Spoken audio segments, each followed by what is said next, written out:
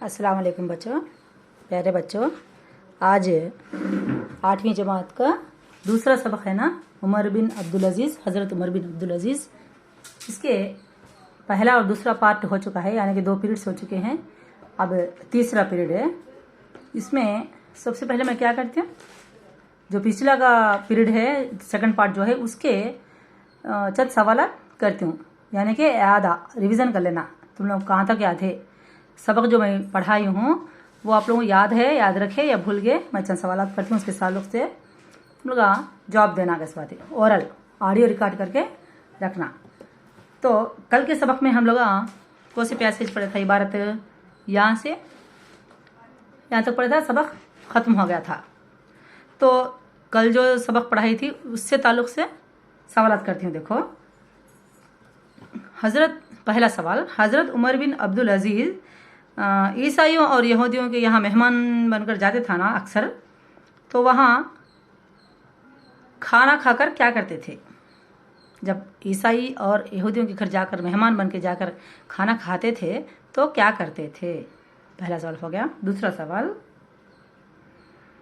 हज़रत उमर बिन अब्दुल अजीज़ ने वफ़ात के बाद अपने मकबरे के वास्ते, यानी कि अपने मज़ार के लिए जो ज़मीन पसंद की थी वो ईसाई की थी ना, वो किस तरह लिए और उसका वाक़या क्या है बताइए। यानी कि दोनों के, ईसाई और हज़रत उमर बिन अब्दुल अजीज़ के दरमियान क्या गुफ्तगू चली, क्या बातचीत चली। तीसरा सवाल, हज़रत उमर बिन अब्दुल अजीज़ अच्छा खलीफे थे ना, उनके अतराफ़ इर्द गिर्द आलिमों को रखते थे, क्यों? आलिमों को, आलिमों यानी अच्छा पढ़े लिखे लोगों को, आलिमों को अपने आसपास रखते थे, ऐसा क्यों करते थे वो? और वो मुलाजिमों का अच्छा ख्याल रखते थे ना, जब वो किसी भी काम को कमतर नहीं समझते थे। इसके ताल्लुक से क्या वाक़या आपने पढ़ा सुना वो बताइए। किसी भी काम को कम नहीं समझते थे, इसके ताल्लुक से उन्होंने क्या किया, आपने ये क्या सुना, ये मुझे बताइए। एक वाक़या है ना, वो बताइए।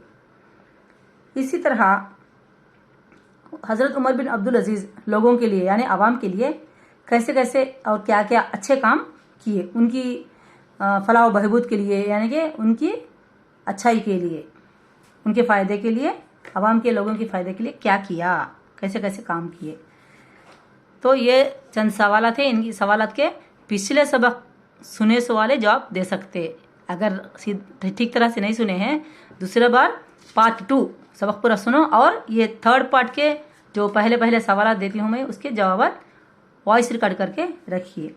तो चलिए, आज पार्ट 3 का पहला जो पढ़ाने जा रही हूँ वो है ये सबक के लिखने वाले मुसन्निफ का तारुफ। मुसन्निफ यानी राइटर, ये सबक लिखे वाले हज़रत उमर बिन अब्दुल अजीज़ के बारे में ये सबक जो लिखे हैं उनका नाम क्या हो? अल्लामा शिबली नगमानी। उनका तारुफ यानी इंट्रोडक्शन ऑफ राइटर। कौन इनो? अल्लामा शिबली नगमानी। मालूम करना हमें उनके बारे में। कई को तो अपना जस्ट ग्रामर में ऐसे क्वेश्चन आते, ये हज़रत उमर बिन अब्दुल अजीज़ के मुसन्निफ कौन है? ये सवाल हाफ मार्क क्वेश्चन है, नहीं तो 1 मार्क में भी आ सकता। तो ये पढ़ना ज़रूरी है, हर सबक को पढ़ना अच्छी तरह से, और उसके लिखने वाले मुसन्निफ का नाम, सबक लिखने वाले मुसन्निफ का नाम याद रखना, और गज़ल नज़म हमद जो भी हो उनके लिखने वाले शायर का नाम भी याद रखना बहुत ज़रूरी है। ये तुम लोगों को एग्जाम पॉइंट में काम आता। तो ये हज़रत उमर बिन अब्दुल अजीज़ सबक के लिखने वाले मुसन्निफ, यानी कि मुसन्निफ बोले तो क्या बोली मैं, सबक लिखने वाले क्या बोलते? मुसन्निफ यानी राइटर। तारुफ बोलते इंट्रोडक्शन ऑफ राइटर, मुसन्निफ का तारुफ। क्या नाम उनका मुसन्निफ का नाम? अल्लामा शिबली नगमानी। 1857 यानी कि 1857 1850 में बंदोल का तो गांव का नाम है, ज़िले आजमगढ़ जिला का नाम में पैदा हुए। 18 साल की उम्र में अरबी, फारसी और इस्लामी उलूम की तालीम मुकम्मिल की। 18 साल की उम्र में क्या क्या सीख लिया उन्होंने? अरबी सीख लिए, फारसी भी सीख लिए। फारसी भी उर्दू के नादी, लेकिन हरफा अला भी थोड़े कम रहते उसमें, उर्दू से भी फारसी में कम रहते, अरबी में भी कम रहते, उर्दू में ज़्यादा। इस्लामी उलूम यानी उर्दू, फारसी, अरबी ये सब भी सीखे तो हमें कुरान शरीफ, अरबी सीखे तो कुरान शरीफ मालूम होता ना, उर्दू सीखे तो सीरत नबी के बारे में, हज़रत मोहम्मद सल्लल्लाहु अलैहि वसल्लम के बारे में, पैगम्बरों के बारे में सब भी जानकारी हासिल करना का तो ऐसे इल्म सीखना ना, वो सब भी पूरी मुकम्मल कर लिए यानी पूरी कर लिए। वालिद का तो क्या हुआ, उनके अब्बा, वालिद के इसरार पर वकालत का इम्तिहान पास किया। अब हमें पढ़ते ना 10th इंटर डिग्री वैसा, वकालत का तो क्या हो, लायर, ला पढ़े। इसरार पर का तो जिद, उनके अब्बा एक जिद लगा के बैठे, पढ़ना तो पढ़ना, लायर बनना कर बोल को, अच्छा कर को, उन वालिद की जिद पर, इसरार पर वकालत का इम्तिहान पास किया, पढ़ को पास कर ले। कुछ दिन वकालत और फिर मुलाजिमत की, लायर बने, ला पढ़े, पास हो गए, लायर बने और नौकरी भी करे, कोर्ट में वकालत करे। लेकिन इन पेशों में उनका दिल ना लगा, ये नौकरी में उनको क्या दिल नहीं लगा और वो अलीगढ़ चले गए, अलीगढ़ वो गांव को चले गए। सर सैयद ने उनकी सलाहियतों का अंदाज़ा किया और उन्हें फारसी का प्रोफेसर मुकर्रर किया। यही उनके जौहर खिले।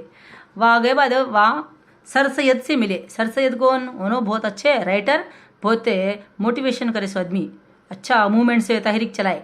सर सैयद अहमद खान उनका पूरा नाम क्या हो, सर सैयद अहमद खान। उन्होंने अलीगढ़ यूनिवर्सिटी भी रखे, कौन, सर सैयद अहमद खान। उनसे मिल को क्या करे, सर सैयद अहमद खान क्या करे, अच्छी, इनके अंदर अच्छी सलाहियत है, वकालत पढ़े, उर्दू, फारसी, अरबी पढ़े हैं, शिबली नगमानी, अच्छी इल्म है इनको, अच्छा इल्म है कर को फारसी का अलीगढ़ यूनिवर्सिटी में क्या करे, फारसी का प्रोफेसर मुकर्रर किया। प्रोफेसर का तो टीचर ही, स्कूल में क्या टीचर बोलते, कॉलेज में लेक्चरर बोलते, यूनिवर्सिटीज में प्रोफेसर बोलते, उतना फर्क क्या भी नहीं। प्रोफेसर का तो समझ में आया, स्कूल में क्या बोलते, टीचर बोलते, स्कूल में पढ़ाने वाले को टीचर बोलते, कॉलेज में पढ़ाने वाले को लेक्चरर बोलते। अभी कॉलेज का तो क्या इंटर डिग्री वैसा, अभी डिग्री से भी ज़्यादा MA, MPhil, MSc से थे ना, यूनिवर्सिटी में पढ़ते जहाँ कोर्स, वो यूनिवर्सिटी में कोर्स पढ़ाने वाले टीचर्स को क्या बोलते, प्रोफेसर्स बोलते। तो फारसी का प्रोफेसर मुकर्रर कर डाले, वहाँ बना को नौकरी दिएगा इस बार। यही उनके जौहर खिले। जौहर खिलना का क्या, उनके अंदर जो सलाहियत थी वो उभर के बाहर आई। वो सर सैयद की तहरीक से वाबस्ता हो गए और अपने कलम के जरिए उसको तरक्की देने लगे। 16 साल तक अलीगढ़ से वाबस्ता रहे, अलीगढ़ यूनिवर्सिटी में 16 साल तक करे और सर सैयद के इंतकाल के बाद उससे ख़त ताल्लुक़ कर लिया। जब सर सैयद अहमद खान इंतकाल हो गया तो इन्हों भी क्या करे, छोड़ डाले।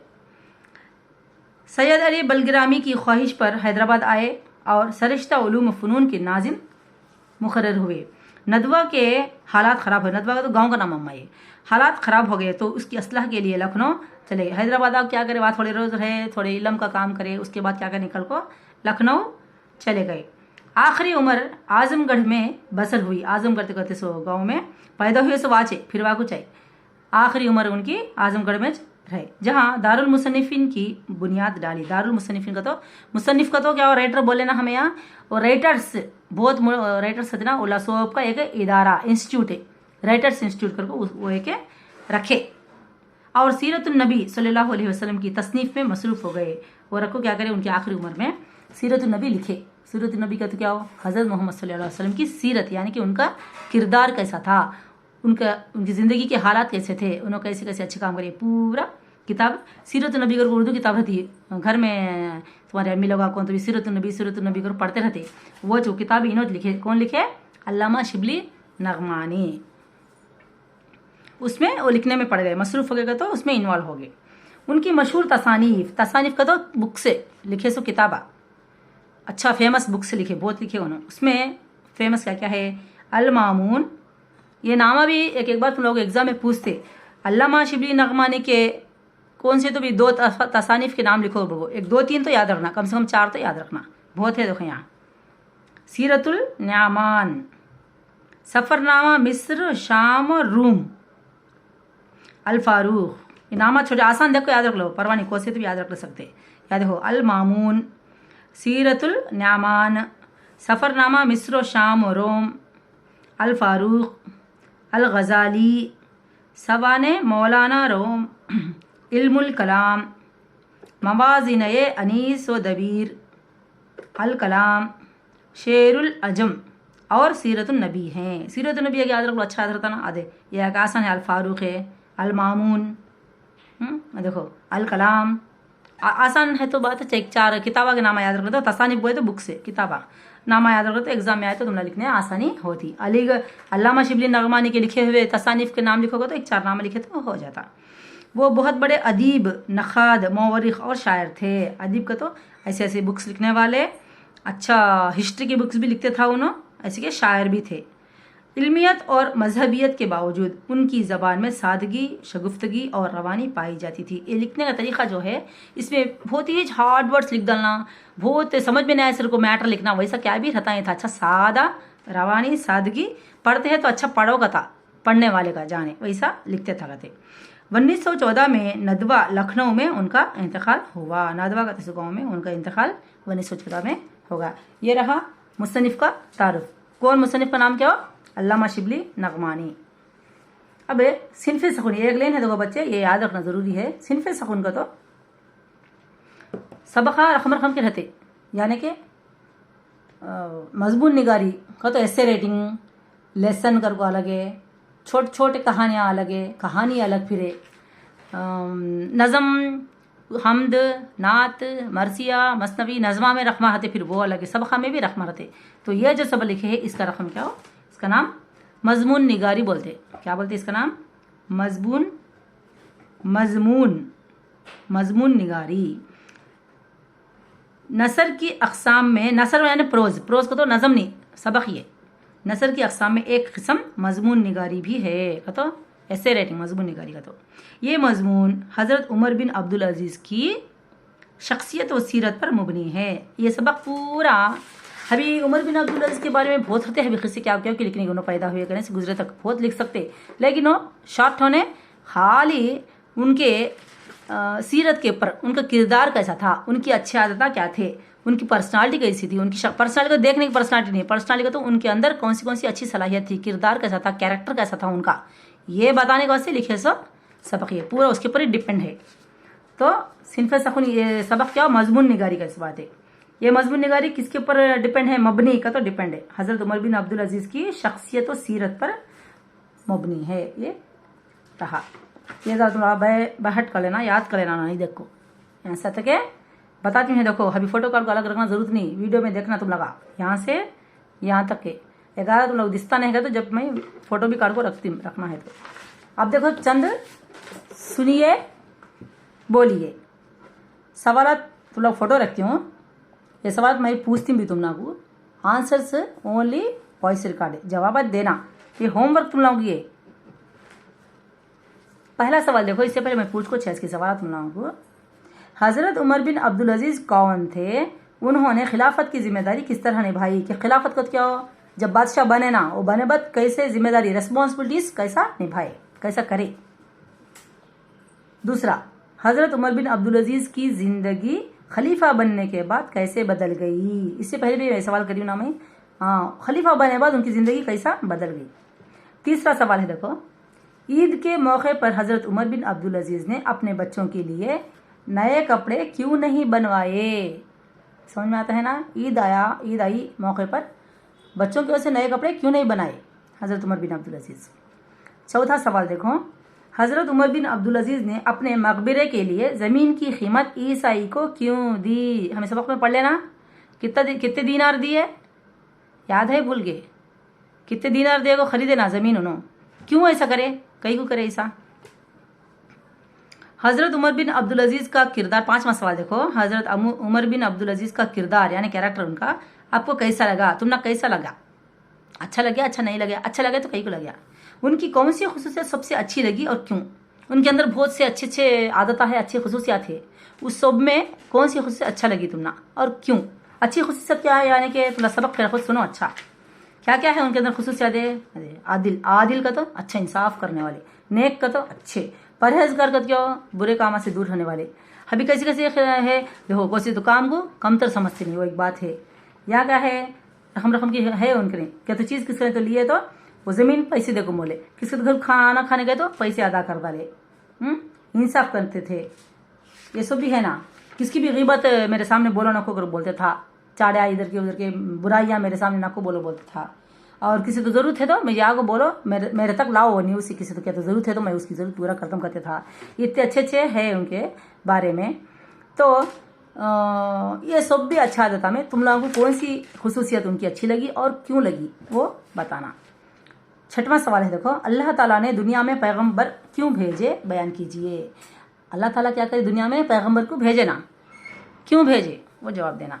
सातवां सवाल देखो, हजरत उमर बिन अब्दुल अजीज की तर्ज जिंदगी से आपने क्या सीखा। उनकी जिंदगी का तरीका हमें पढ़े ना, पूरा सीखे, सुने, समझे।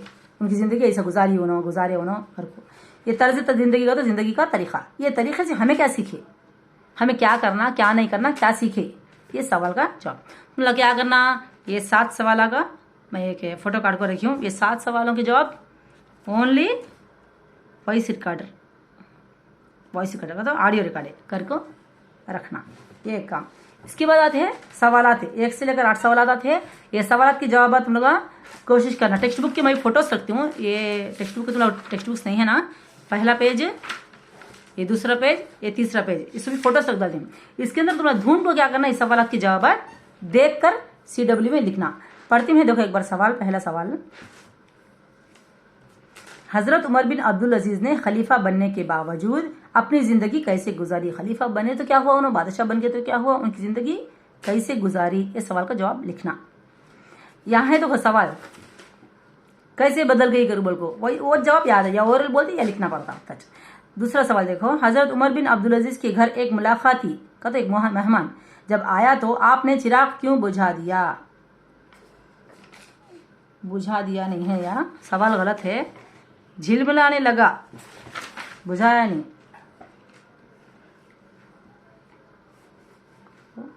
हजरत उमर बिन अब्दुल अजीज, पहला है बुझा दिया है ना। एक मुलाकाती मिलने आया क्या करिए, चिराग बुझा दिए। कब वो, बोलो। यहाँ है देखो, एक रात वो किसी सरकारी काम में मसरूफ थे और सरकारी चिराग जल रहा था। इतने में एक मुलाकाती सिर्फ उनकी खैरियत दरियाफ्त करने के लिए आया। उन्होंने सरकारी चिराग बुझा दिया और अपना जाती चिराग मंगवाया। वो ऑफिशियल है, सरकारी बादशाह ना, वो बादशाह के दरबार का चिराग जलते रहा। वो मिलने एक आदमी आया, इनकी पर्सनल बात करने आया, तो क्या करें, वो चिराग बुझा डालकर इनका पर्सनल अपना तो अपने पैसा से कृष्ण दाल को जलाते से वो चिराग लाकर जलाए जब बात करे। क्यों ऐसा करे, वो सवाल ये। उसके बाद देखो तीसरा, ईसाई ने अपनी जमीन के फैसले के लिए उमर बिन अब्दुल अजीज से क्या कहा। ईसाई जमीन खलीफा बिन वलीद ले लिए, उनके बेटे अब्बास से मेरी ज़मीन ले ले है, तुम्हें फैसला करो बोले ना। ईसाई क्या फैसला करो बोले, कैसा करोगे फैसला, ईसाई क्या बोले, कैसा, उमर बिन अब्दुल अजीज को ईसाई कैसा फैसला करो बोले फैसले के बारे में, ये सवाल। चौथा देखो, बैतुल माल किसे कहते हैं, मैं तुम लोग बताइए। बैतुल माल यहाँ आया, देखो बैतुल माल किसे बोलते, ये तुम लोग सबक सुन को उसका जवाब लिखो। किसे कहते हैं, इसे क्यों कायम किया गया, असल इसका एस्टैब्लिशमेंट कई को रखे, असल वो कई को रखते थे। आपने इसकी हिफाजत किस तरह की, हजरत उमर बिन अब्दुल अजीज कितना अच्छा जतन बैतुल माल का माल को जतन करे, हिफाजत से रखे। पांचवा देखो, हजरत उमर बिन अब्दुल अजीज ने चिराग जलाने के लिए मुलाजिम को क्यों नहीं जगाया। या हमें पढ़ लिया ना, एक मेहमान आए, गुफ्तगू करते थे, बातचीत करते, तो चिराग क्या हुआ, झिल बनाने लगा, तो बुझ जाता रहा। इतने में देखे तो क्या है, मेहमान मुलाजिम को यानी नौकर को उठाना क्या तो क्या बोले, नक को उठाओ करके बोले। आखिर उन्होंने क्या करे, कई को उठाई नहीं, मुलाजिम को, नौकर को, सोते हैं सो मुलाजिम को क्यों नहीं जगाया, एक सवाल। हजरत उमर बिन अब्दुल अजीज खलीफा होने के बावजूद उल्मा को अपने करीब क्यों रखते थे, उन्होंने बड़े बादशाह बने, इसके बावजूद भी उन्होंने उल्मा यानी एजुकेटेड पर्सन्स, अच्छा पढ़ने वाला को अपने करीब क्यों रखते थे। उसके बाद 7वां क्वेश्चन देखो, 7वां सवाल, हजरत उमर बिन अब्दुल अजीज ने आम इंसानों की इस्लाह के लिए कौन कौन से काम किए।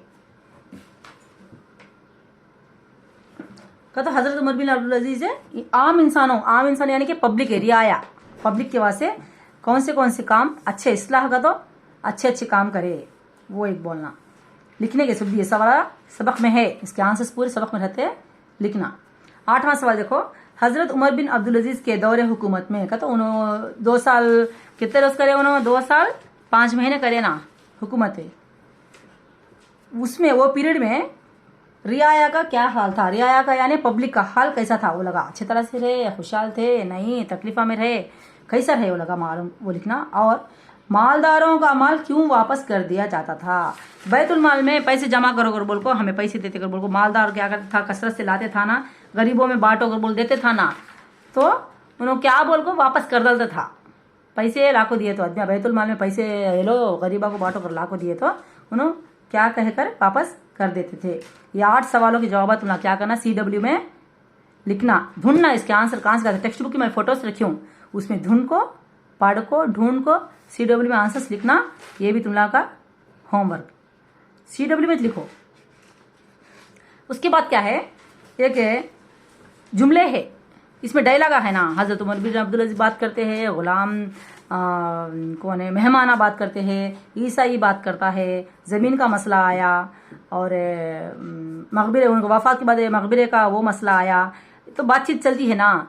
ये डायलॉग्स कौन किससे बोले, तो पहला क्या है देखो, ये कौन किससे बोले, कौन बोले किससे बोले, दो भी लिखना, बोले वाले का नाम लिखो, इन्हों से बोले करके बोल को लिखना। मेरे पास इतनी रकम कहाँ है कि बच्चों के लिए नए कपड़े बनवा सकूं। एक जुमला बोले, मेरे पास इतनी रकम कहाँ है कि बच्चों के लिए नए कपड़े बनवा सकूं। ये कौन बोले किससे बोले, दो भी लिखना। इस बाजू तुम लगा, अब्बास ने मेरी जमीन पर जबरदस्ती कब्जा कर लिया है। अब्बास ने मेरी जमीन पर जबरदस्ती कब्जा कर लिया है। ये बात, ये डायलॉग कौन किससे बोले। डायलॉग को क्या बोलते हैं, मकाली में बोलते उर्दू में, मकालिमा। अरे लिखे दो। तीसरा देखो, मैं खुद उठकर चिराग ठीक कर दूं। मैं उठकर ठीक कर डालना क्या, चिराग है, चिराग मैं ठीक करना क्या कर को बोले, कौन बोले किससे बोले, ऐसा चाहिए। चौथा देखो, ये जमीन मुझको खलीफा वलीद ने बतौर जागीर इनायत की थी। ये जमीन मुझे खलीफा वलीद दिए, जागीर है मुझे, आस्ती मुझे दिए उन्होंने कर को बोले। ये कौन बोले किससे बोले। पांचवा, कीमत की जरूरत नहीं है, हमारे लिए तो ये अमर बरकत का बास होगा। नको नको पैसे नको, कीमत की जरूरत नहीं है, तुम्हें ये जमीन लेते ही सोच बहुत बरकत है कर को बोले। ये कौन बोले किससे बोले। उसके बाद देखो, अमीरुल मोमिनीन, मैं खुदा की तहरीर के मुताबिक फैसला चाहता हूँ कर को एक आदमी बोले। वो आदमी कौन किससे बोले, अमीरुल मोमिनीन, मैं खुदा की तहरीर के मुताबिक फैसला चाहता हूँ, मुझे वैसा करो फैसला। अल्लाह क्या लिखो है कि वैसा फैसला करो कर बोले, कौन बोले किससे बोले। उसके बाद देखो, खुदा की तहरीर तेरे बाप की तहरीर पर मुकद्दम है। ये डायलॉग कौन बोले, ये मुकालिमा कौन बोले किससे बोले। खुदा का लिखा हुआ तेरा बाप लिखा है, उससे भी बहुत बड़ा मुकद्दम, यानी अच्छा बरकत वाला, अच्छा ग्रेट इस बात है कर को बोले। वो ये बात कौन किससे बोले। ये 7 है, क्या ये 7 जुमले है, ये कौन किससे बोले तुम लोग बाजू ब्रैकेट में लिखना है, ऐसी बात है। ये एक है। उसके बाद देखो, यह के पैसेज है, इबारत है, क्या है ये, एक यहां से इबारत है, ये पूरा पढ़ना। अच्छा मैं पढ़ती हूँ, पढ़े बात क्या करना, उसके नीचे सवाल थे, ये सवाल के जवाब इसके अंदर ही रहते, ढूंढ कर क्या करना, ऑप्शन दे दो ABC, आंसर करना। पढ़ती हूँ देखो, इबारत, पैसेज को इबारत बोलते हैं उर्दू में। देखो, दर्ज झैल इबारत पढ़िए, दिए गए सवालात के सही जवाब को हौसैन में लिखिएगा। तो read the following passage and answer the, क्या बोलते हैं, right answer in the brackets का बात है। देखो पढ़ती हूँ, देखो, खुलफा में हजरत उमर फारूक हजरत अबू बकर सिद्दीक के जानशीन थे।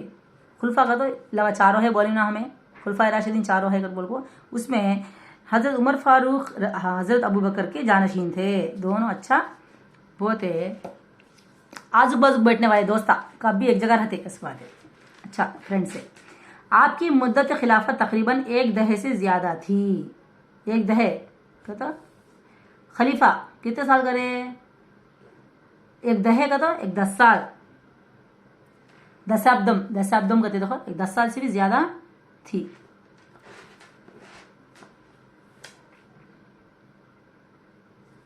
हजरत उमर की खिलाफत में लोगों को इतनी आज़ादी थी कि आम लोग भी बेखौफ होकर उनसे गुफ्तगू करते और अपनी ज़रूरतें बयान करते थे। बहुत आदमी क्या करते, राजा का नहीं जाओ, हम वो राजा से जाओ बात करना है, क्या बात करना कर डरते थे। हम क्या कि मामूल गरीब आदमी, हम वो राजा से जाओ क्या बात करते, क्या हो जान दो देव, राजा के दरबार में काम करने वाले हैं ना, वो लोगों को मंत्रिया को बोल भेजेंगे, वो वजीरा जो रहते राजा के नज़दीक जो रहते उनसे बोल को भेजेंगे ऐसा प्रॉब्लम है घर को समझते थोड़े इतना। लेकिन इनके दौरे हुकूमत में हर मामूल आदमी भी बादशाह से आरामी से आसानी से और निडर होकर बेखौफ है निडर होकर बात कर सकते। बच्चा उल्लाह सबको आज़ादी थी का तो अच्छा फ्री होने छोड़े होना परवाह नहीं, तुम लोग आओ बोलो मेरे मुझे बोलो क्या तुम लोग तकलीफ है, तुम लोग क्या जरूरत है, आओ मेरे पास मुझे बताओ कर बोल को वैसा आज़ादी रखें। अच्छा उन लोग निडर होकर आराम से उनकी ज़रूरत क्या होगी उनकी तकलीफ क्या होगी बोलते था। हाजतमंदों के लिए उनका दरवाज़ा हर वक्त खुला रहता था। हाजतमंदों का तो ज़रूरतमंदा कब भी इनका दरवाज़ा खुला था, कब है तो भी आगो लगा मुझे ज़रूरत है करो पूछ सकते थे। वो ज़रूरतमंदों के घरों पर जाकर खैरियत मालूम करते। ये देखो कौन तो भी बादशाह है तो कौन तो आग बोले तो हाँ ऐसा क्या अच्छा ले लो कर बोल देते। इनो वैसा नहीं, कौन कौन ज़रूरतमंद है कि मालूम कर ले को उल्ला घरा को जा को मालूम कर लेते थे क्या होगा अलग तकलीफ इनकी प्रॉब्लम्स को इनको ज़रूरत क्या है घर को जा को उनकी खैरियतें मालूम कर लेते था। इसके साथ साथ औरतों को बाजार से सौदा सल्फ मंगवाना होता तो आप ला देते। औरता जाको बाजार से कहते सौदे वो लाना है तो नकलो में तो बोला कई को रहो मैं ला तुम लोग बोल ला को देते था कहते कई को औरत में बाहर भेजना बाजार को क्या करते था इन्हों ला देते था। नाबीना का तो आंखें दिखते नहीं ना अंधे लोग वो लगा नाबीना बीमार और माजूर लोगों के काम कर देते थे।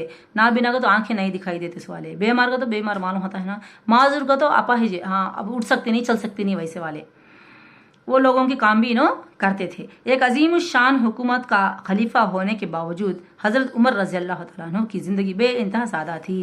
एक अच्छी बड़ी हुकूमत करता था बड़े बादशाह होने के बावजूद भी उनकी ज़िंदगी कैसी थी बेइंतहा सादा थी। बहुत बेइंतहा का तो अनलिमिटेड बहुत सादा थी। वो मामूली सा लिबास पहनते, बहुत ही सादा ग़िज़ा इस्तेमाल करते और मस्जिद के किसी भी गोशे में मिट्टी के फर्श पर लेट जाते थे।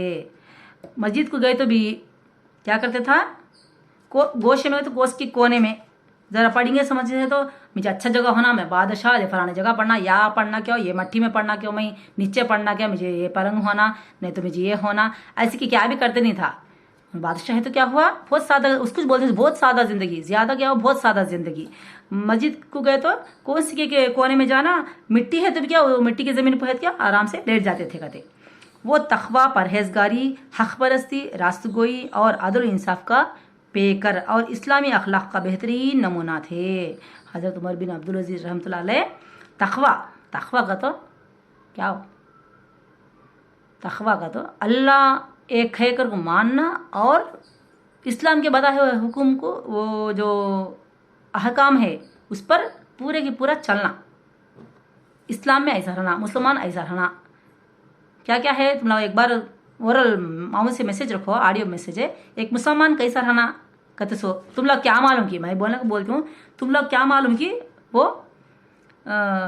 एक मुसलमान उसकी ज़िंदगी उन कैसा गुजारना कैसा बात करना कैसा रहना क्या करना क्या नहीं करना ये सब भी ओरल होने रखो। स्कूल है तो मैं जनरल है पूछती हूँ तुम लोग जवाब दे एक बच्चा एक जवाब देते था लेकिन अब मौका नहीं है उस वास्ते क्या करोगे तो तुम लोग जिसे जितना आए वो ऑडियो रिकॉर्ड करके रखो।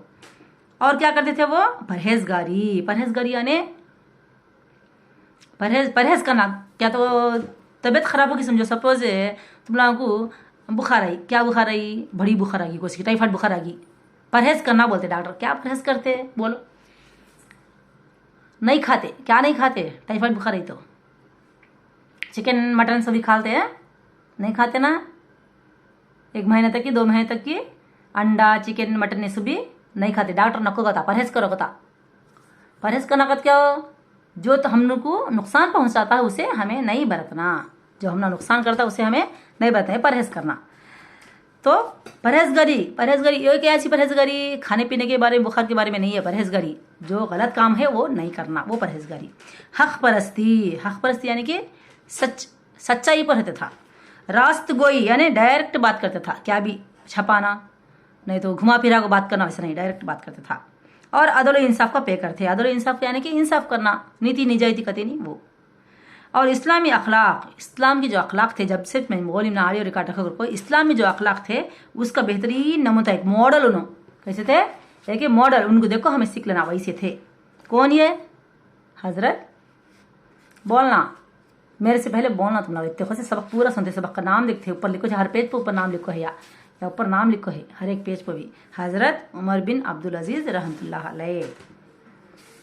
ये पैसेज इबारत पढ़ लिया ना, इसके अंदर सवाल है, देखो अभी मुसलमानों के दूसरे खलीफा कौन थे, बोलो मुसलमानों के दूसरे खलीफा या 3 है, देखो हजरत अबू बकर सिद्दीक, हजरत उमर बिन अब्दुल अजीज, हजरत उमर फारूक।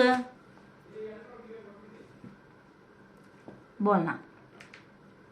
अच्छा, हजरत उमर फारूक की खिलाफत की मुद्दत क्या थी, हजरत उमर फारूक की मुद्दत क्या थी, बोलो कितने साल करेगा उन्होंने, 10 साल से ज्यादा, 15 साल से ज्यादा, 20 साल से ज्यादा।